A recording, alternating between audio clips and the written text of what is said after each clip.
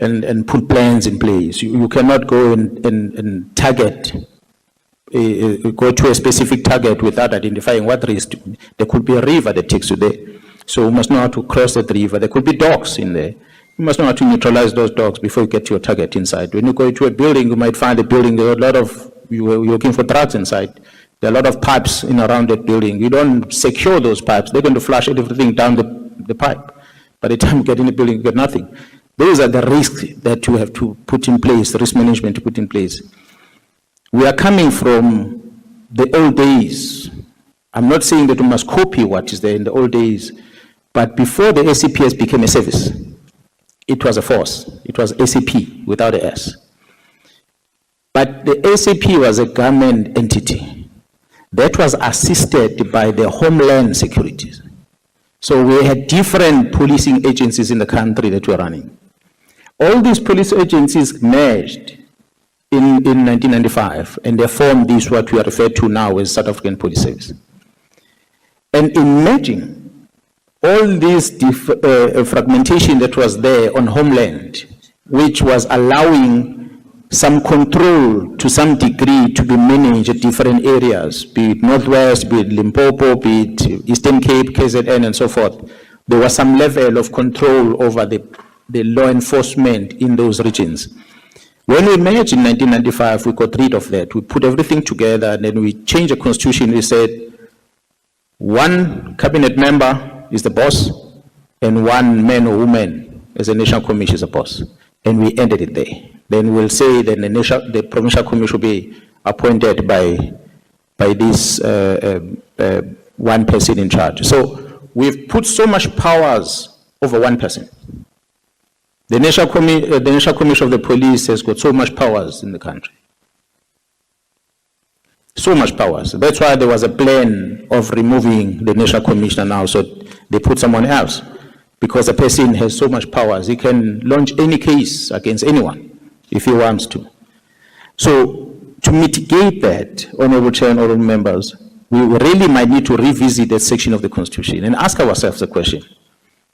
In 1994, when we came together, the population of the country was not this big. When we came together and we joined these 11 agencies together to form the SAPS, the numbers of the members in the organization were not this big. We have doubled the number. We are close to 200,000 employees. It's the biggest government department that is controlled by one person. Budget is billions of rand that are allocated to the SAPS. This is an institution that has got a responsibility over the lives of more than 100 million people, because we say in the Constitution, South Africa belongs to all those who live in it.